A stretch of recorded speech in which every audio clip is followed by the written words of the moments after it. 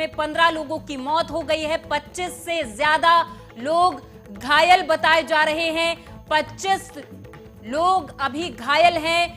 घायलों की संख्या लगातार बढ़ती जा रही है। मृतकों के परिजनों को 4 लाख का मुआवजा दिया गया है। मध्य प्रदेश के खरगोन में एक बड़ा बस हादसा हुआ है जिसमें कई लोगों की मौत हो गई है। जानकारी के अनुसार बता दें कि इंदौर जा रही तेज रफ्तार बस अनियंत्रित होकर पुल से नीचे जा गिरी।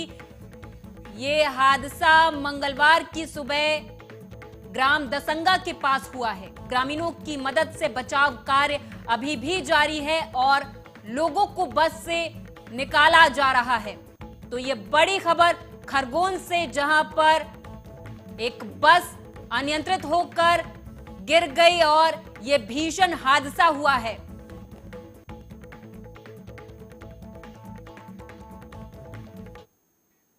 यूपी के मिर्जापुर के 96 विधानसभा उपचुनाव के प्रत्याशी को जिताने के लिए सीएम योगी जनसभा को संबोधित करने लालगंज के बाबू उपरौध इंटर कॉलेज के मैदान पहुंचे, जहां उन्होंने जनसभा को संबोधित करते हुए अपना दल की प्रत्याशी रिंकी कोल के लिए वोट मांगा। बता दें कि 96 विधानसभा के विधायक राहुल प्रकाश कोल के निधन के बाद ये सीट खाली हो गई थी। उपचुनाव के दौरान उनकी पत्नी रिंकी कोल को अपना दल का प्रत्याशी बनाया गया है।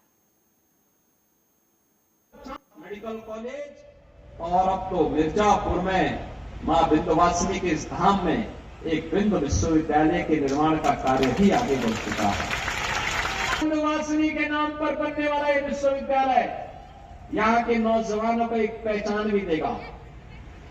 कहीं भी जाएगा उसके साथ मां विंध्यवासिनी की फोटो, उसके साथ में उसकी डिग्री के साथ में उसे आशीर्वाद देती हुई दिखाई दे रही होगी। यही तो मेरा सबका सम्मान है, यही है मेरा सबका सम्मान। यह मां विंध्यवासिनी का आशीर्वाद लगातार पिछले 5000 वर्षों से इस पूरे क्षेत्र वासियों के कुशल मंगल, उनके क्षेम और योग के लिए लगातार आशीर्वाद प्राप्त होता रहा है। अब उनकी डिग्री में भी मां। अलीगढ़ में सपा सुप्रीमो अखिलेश यादव ने बीजेपी सहित पूर्व के मेयरों पर निशाना साधा। इस दौरान उन्होंने कहा कि बीजेपी का स्मार्ट सिटी बनाने का नारा जुमला बन गया है। आप भी सुने। समाजवादी पार्टी की कोशिश है कि बेसिक सुविधाएं जो जनता को मिलनी चाहिए, और अगर सुविधाएं नहीं सरकार दे पा रही है तो इतना हाउस टैक्स क्यों, इतनी बिजली का रेट क्यों, और फिर कौन सा शहर बचा है जहां पर सड़कों का, ट्रैफिक का इंतजाम सांड ना देख रहे हो। इसीलिए मैंने कहा एएनआई आपको देखना चाहिए। उन्होंने केवल ताला नहीं कहा, ताला तालीम तहजीब, तो तहजीब आप एएनआई देख लो, तालीम भी उसी से पता लग जाएगी। और जहां तक सवाल ताले का है, देखो ताला एक पहचान है, ताले से सुरक्षित की जाती चीज है। हमारी आपकी जिम्मेदारी है ऐसे लोगों को ताले में बंद कर दो जो बाबा साहब भीमराव अंबेडकर जी के सिद्धांत, उनका संविधान, उनका बताया।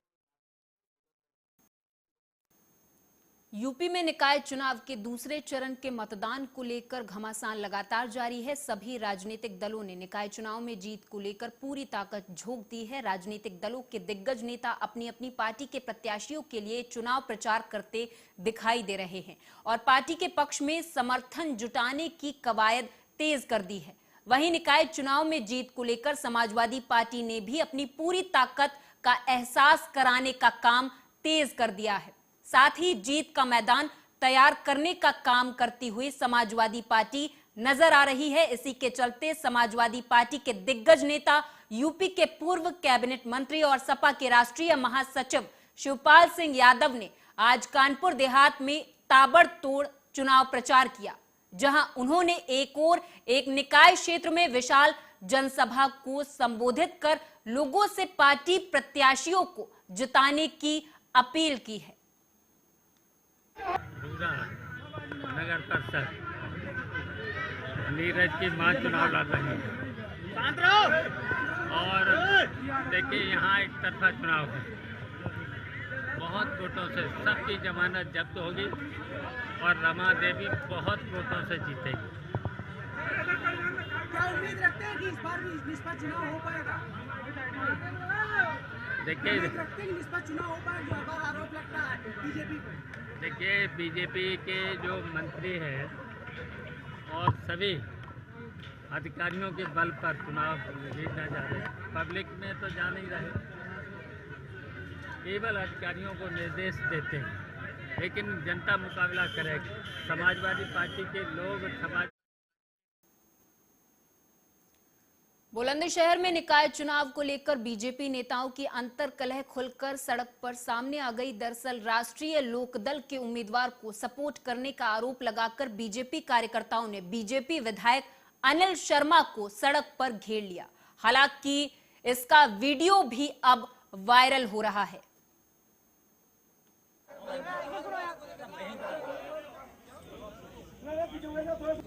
विधायक जी खुल के कर दो, विधायक जी कोई दिक्कत ना, खुल के कर दो आप। विधायक जी हम कह रहे हैं छोड़ के, बस आपसे हम कह रहे हैं खुल के करें आप, और हराओ खूब, हम कह रहे हैं खुल के तो करो आप। मार लो या हम खुल के करवा दो। मैं आपके निवेदन आगे कर रहा हूँ, इनमें खुल के करो। पहले तुम बोल लो फिर मैं बोल लो, या एक साथ आगे एक साथ बोलना। देखो अब इसमें खुल के बोलना खुल के नहीं बोलना, उसके तो कोई मायने तुमने छोड़े ही नहीं। जब तुम लिख के ही मुख्यमंत्री जी को दिया तो बात खत्म हो गई। ठीक है। अच्छा दूसरी बात है प्रचार की।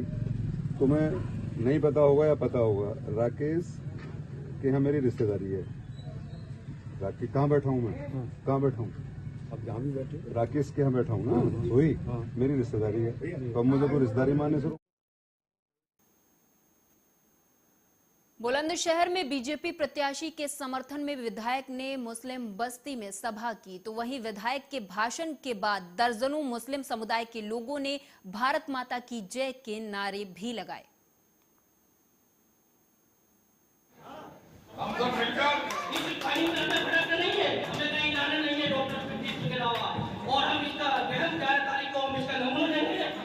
भारतीय जनता पार्टी को मौका दो और इस प्रदेश के और देश के और इस नगर के विकास में सहयोग करो। मेरा यही कहना आपसे, इस प्रकार भारतीय जनता पार्टी कोई भेदभाव नहीं कर रही। आप भी वोट डालते समय कोई भेदभाव ना करें, जाति धर्म से ऊपर उठकर देश के विकास को सहयोग करें और भारतीय जनता पार्टी को वोट करें। गाजियाबाद के लोनी में सभी पार्टियों के प्रत्याशी जहां एक तरफ चुनावी क्षेत्र में अपनी ताल ठोक रहे, वहीं दूसरी तरफ राष्ट्रीय लोकदल पार्टी से प्रत्याशी रंजीता धामा को जनता से भरपूर समर्थन मिल रहा है। तस्वीरों में आप देख सकते हैं रंजीता धामा के साथ चुनावी मैदान में समाजवादी पार्टी से उम्मेद पहलवान मौके पर मौजूद नजर आ रहे हैं। उम्मेद पहलवान ने बताया कि लोनी में बीजेपी को हराने के लिए उन्होंने अखिलेश यादव के आदेश पर समाजवादी पार्टी से टिकट वापस लिया है। देखिए अपनी जनसभाओं में भीड़ जुटाने के लिए अश्लील नृत्य करा रहे हैं महिलाओं से। तो मैं उनसे कहना चाहता हूं, अगर आपके यहाँ भीड़ नहीं पहुंच रही तो हमें बता दें, 100-200 आदमी हम भिजवा दिया करेंगे उनकी सभा में। लड्डू वड्डू कुछ नहीं, लोगों का प्यार है, जो हमें मोहब्बत है, भाईचारा है, आपस का प्रेम है। और इतने साल जो राजनीति में रहे तो कहीं ना कहीं व्यक्तिगत संबंध भी है। निश्चित तौर पे हम लोग जीतेंगे भी और 13 तारीख में मिलेंगे आप सब लोगों से।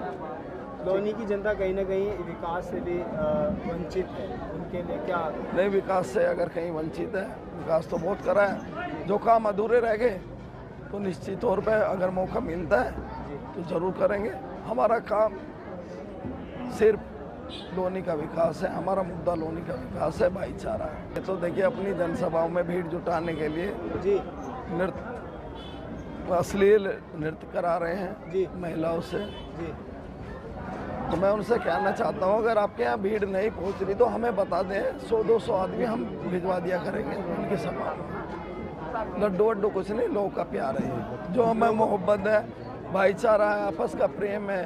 और इतने साल जो राजनीति में रहे तो कहीं ना कहीं व्यक्तिगत संबंध भी है। निश्चित तौर पे हम लोग जीतेंगे भी और 13 तारीख में मिलेंगे आप सब लोगों से। लोनी की जनता कहीं ना कहीं विकास से भी वंचित है, उनके लिए क्या? नहीं, विकास से अगर कहीं वंचित है, विकास तो बहुत करा है, जो काम अधूरे रह गए। अलीगढ़ से अगली खबर है। बताते चले कि अलीगढ़ में बसपा के इमरान मसूद ने एक बयान दिया, जिसके बाद से ही सियासत अपने चरम पर आ गई है। दरअसल इमरान मसूद ने कहा कि सलमान शाहिद ने सपा छोड़कर अच्छा फैसला लिया, क्योंकि कोई भी जो जरा सा भी जमीर वाला होगा वो अखिलेश यादव के साथ नहीं चल सकता है। 11 तारीख को सभी बताइए कि अगर मुसलमानों और नगर परिषद मिलाकर बहुजन समाज पार्टी ने गाजियाबाद के लोनी में चुनाव को लेकर आम आदमी पार्टी, माफ कीजिएगा, AIMM पार्टी ने प्रेस वार्ता की। इस दौरान पार्टी ने विपक्ष पर निशाना साधा और कहा कि बसपा पार्टी के प्रत्याशी को कोई बैठाने को तैयार नहीं है। बसपा पार्टी के प्रत्याशी जगह जगह रोते बिलखते नजर आ रहे हैं। उन्होंने आगे कहा कि लोनी विधानसभा चुनाव में बसपा पार्टी हारने के बाद अपना वजूद खो चुकी है।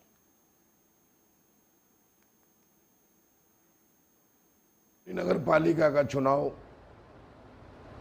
प्रचार कल शायद पूरा होने जा रहा है 5 बजे। हर प्रत्याशी अपनी अपनी दौड़ में है, लेकिन मैं समझता हूं कि जिस तरीके से गठबंधन वाले, बीजेपी वाले, बसपा वाले मेरा पीछा कर रहे हैं, मैं समझता हूं कि इनके पैरों के नीचे से जमीन खिसक गई और अब की बार MIM पार्टी लोनी नगर पालिका के ऊपर झंडा लहराएगी। मैं दूसरी पार्टियों को संदेश देना चाहता हूं कि अपने अपने घर बैठे अब की बार MIM पार्टी होगी। रायबरेली में जेठ के पहले मंगलवार पर आज जिले के सभी हनुमान मंदिरों में भक्तों का सैलाब उमड़ा देखा गया। बता दें कि सुबह से ही श्रद्धालुओं की लंबी लंबी कतारें देखने को मिल रही हैं। धार्मिक मान्यताओं के अनुसार जेठ के मंगलवार को ही किष्किंधा पर्वत पर हनुमान जी की प्रभु श्री राम से मुलाकात हुई थी और भगवान श्री राम ने हनुमान जी को आशीर्वाद दिया था। तभी से जेठ के मंगलवार को शुभ माना जाता है। दादा की बहुत बड़ी आस्था है, यहाँ जो भी मांगो पूरा होता है और कोशिश यही रहती है हर मंगलवार यहाँ पहुँची और यहाँ के भक्त लोगों को देखिए, श्रद्धा की वजह से ही इतने लोग यहाँ पे एकत्रित होते हैं और हमेशा भंडारा वगैरह होता रहता है। बहुत ही अच्छा मंदिर है, सिद्ध मंदिर है। ये काले हनुमान जी का एक प्रसिद्ध मंदिर है और यहाँ पर जो सच्चे हृदय से मांगता है उसको मन्नत पूरी होती है। और मैं हर मंगल और हर शनिवार को आता हूँ यहाँ पर और भी श्रद्धालुओं से मैं कहता हूँ कि आप यहाँ दर्शन करिए, आपकी जो मन्नतें होंगी सब पूरी होंगी। साफ सफाई और पहले अभिषेक हुआ, श्रृंगार हुआ, प्रसाद वितरण हुआ और भक्त एकदम वो तांता लगा है, दर्शन करके मत्था टेक के अपनी मन्नत पूरी करते हैं।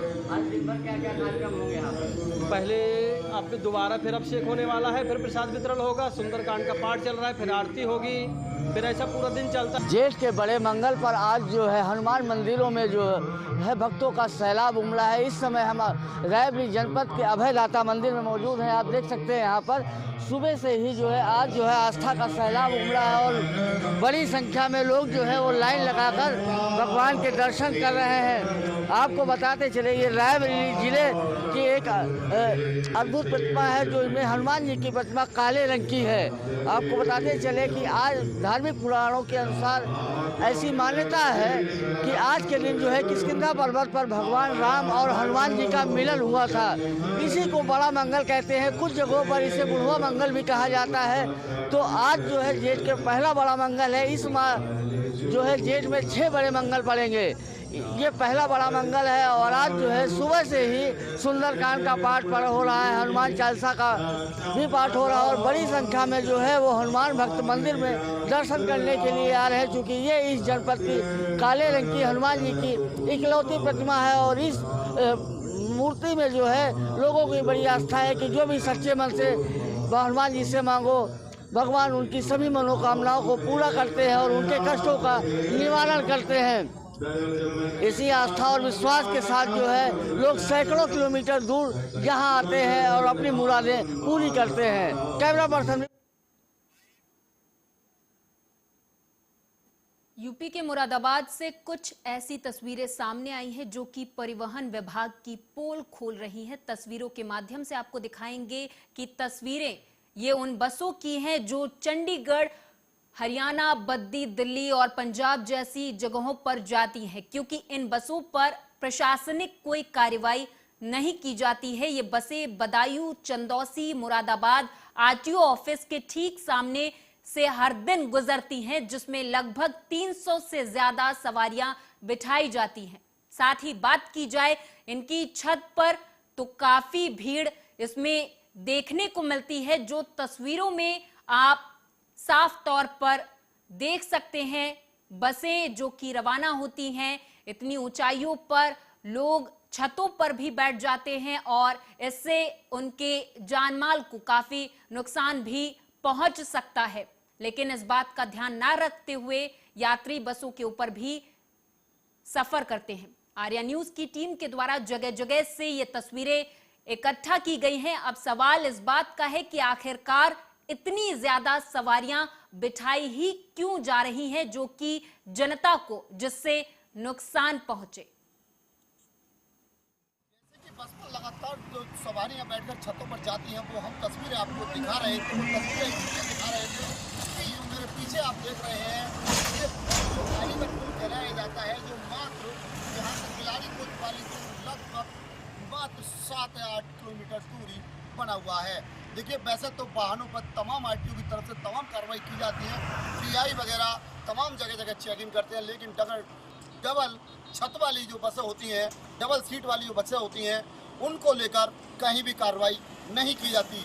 देखिए, वो लोग, वो बस चालक, वो ड्राइवर, वो रोड पर बैठे ठेकेदार मौत को दावत इस प्रकार देते हैं कि जब बस आती है तो छतों पर जो बैठकर जाते हैं वो लोग, तो तस्वीरें आपको इससे करीब देखिए लग जा रहा है, कहीं नहीं बहुत नज़दीक से ये तस्वीरें आपको दिखाई देंगी और ये घटना कभी भी घट सकती है। इसलिए तस्वीर आपको आर्या न्यूज़ के जरिए वो तस्वीरें सजा करा रहा हूँ, जो तस्वीरें यहाँ से ये बयान कराती है कि घटना कभी भी घट सकती है। क्योंकि पिछली बार भी आर्या न्यूज़ ने इस खबर को उठाया था, तो कई बसों पर कार्रवाई की गई थी और वो बसें आज थोड़ी दूर भी चलने वाली नहीं है। वो यहाँ से दिल्ली, चंडीगढ़ तमाम जगह की वो बसें होती हैं और वो एक तरीके से यहाँ के जो ठेकेदार हैं, लोकल के ठेकेदार होते हैं, वो उन बसों को चलवाते हैं। कहीं ना कहीं उनके अड्डे बने होते हैं, या बिलाड़ी टोल के पास ढाबे पर उनका अड्डा है, वो वहाँ आके रुकते हैं, खाना पीना होता है। लेकिन वहाँ से एक बस में लगभग 300 से 350 सवारियाँ बस में उपलब्ध होती हैं, जो घटना से कहीं भी सहाजा नहीं कर सकते, क्योंकि ये घटना कभी भी घट सकती है। क्योंकि देखिए, सड़क दुर्घटना में तमाम मामले सामने आते हैं, तमाम चीज़ें देखने मिलती हैं, आए दिन टीवी चैनलों पर, अखबारों में एक्सीडेंट जैसी घटनाएं देखने मिलती हैं।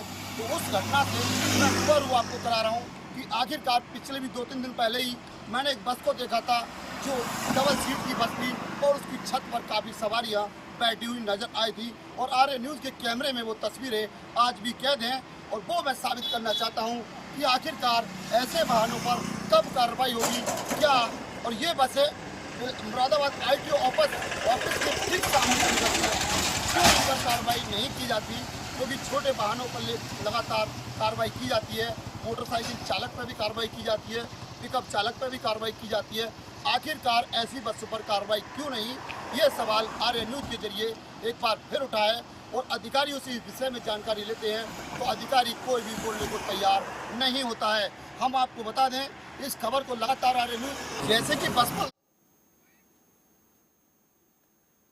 रायबरेली में गंगा एक्सप्रेसवे के अंडरपास को लेकर किसानों ने जमकर प्रदर्शन किया। किसान अंडरपास को लेकर यूपीडा पर मनमानी का आरोप लगा रहे हैं। वहीं तहसील प्रशासन का कहना है कि पूर्व में हुए सर्वे के आधार पर अंडरपास दिए जा रहे हैं। जिस जगह अंडरपास की मांग किसान कर रहे हैं, वहां आबादी नहीं है। जिंदाबाद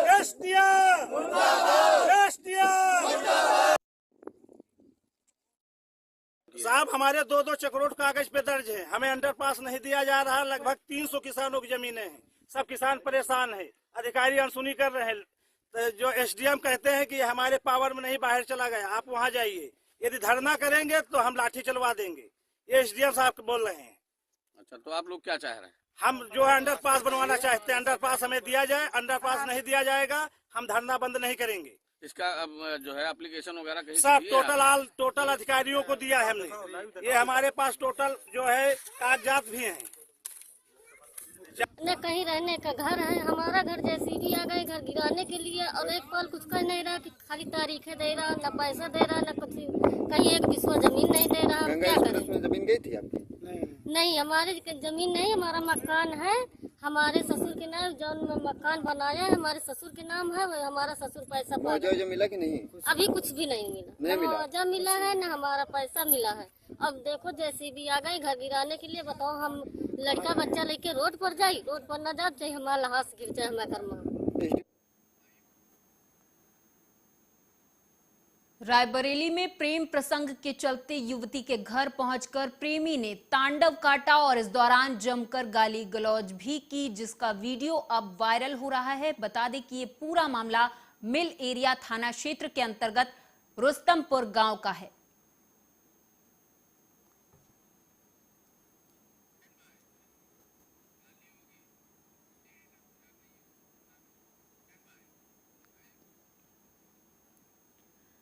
गाजियाबाद में कांग्रेस प्रत्याशी के ठिकाने से 51 पेटी शराब बरामद हुई है। बता दें कि खंडहर मकान से वोटरों को हरियाणा मार्का की शराब बांटी जा रही थी, तो वहीं जैसे ही पुलिस को सूचना मिली, पुलिस मौके पर पहुंची और कांग्रेस प्रत्याशी के ठिकाने से 51 पेटी शराब बरामद कर ली है।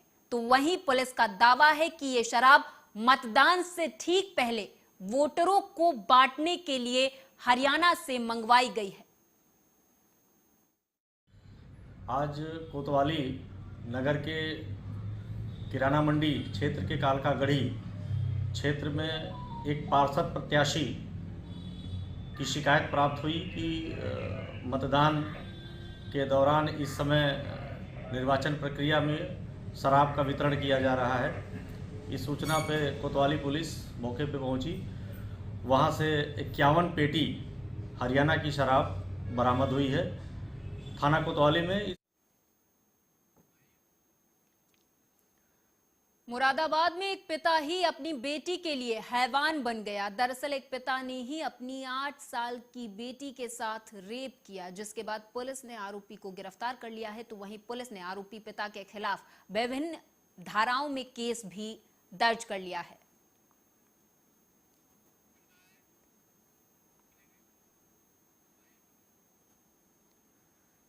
हमीरपुर से खबर है, बताते चले कि हमीरपुर जनपद में एक अधेड़ का शव मिलने से इलाके भर में हड़कंप मच गया। बता दें कि अधेड़ का शव छत विछत हालत में मिला है, तो वहीं परिजनों ने हत्या की आशंका जताई है और पुलिस से उचित कार्रवाई की मांग भी परिजनों ने की है।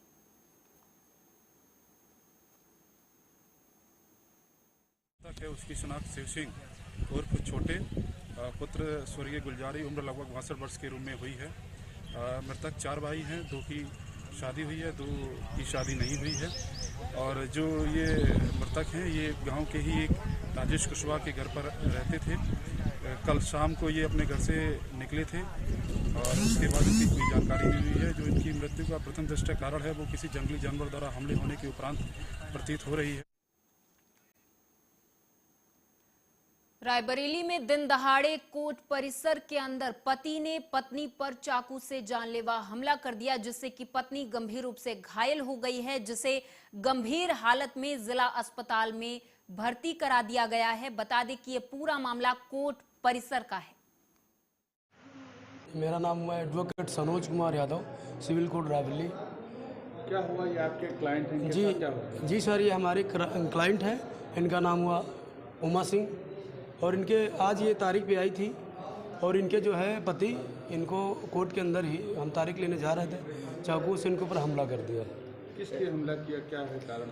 अब महिला आई है, उसके ऊपर कोई हमला हुआ, क्या है मामला? ये महिला है, इसको पुलिस वाले लाए हैं और इसको पेट में चोट लगी हुई है। क्या नाम है महिला का? महिला का नाम उमा सिंह है और ये ऊंचाहार थाने की रहने वाली है।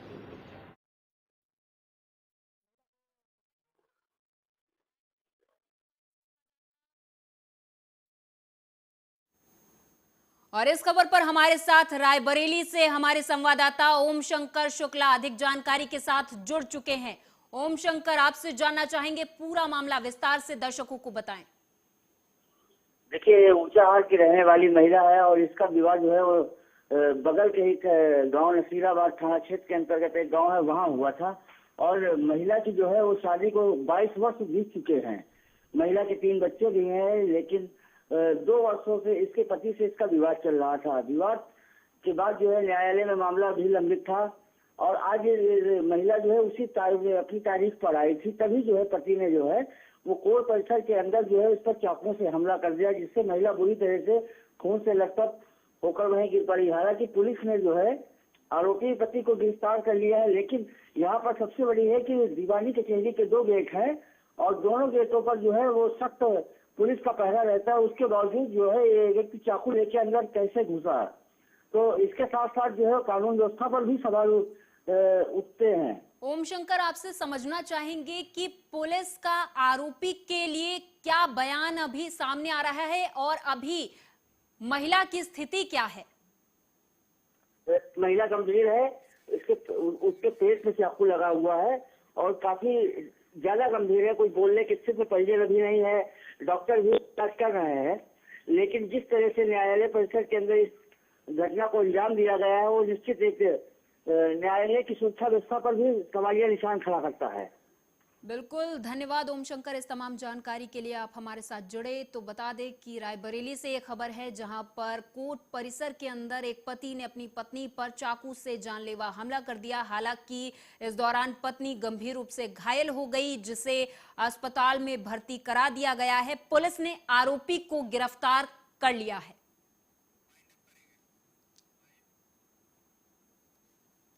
और इसी के साथ इस खास पेशकश में मेरे साथ बस इतना ही। आप देखते रहें आर्या न्यूज।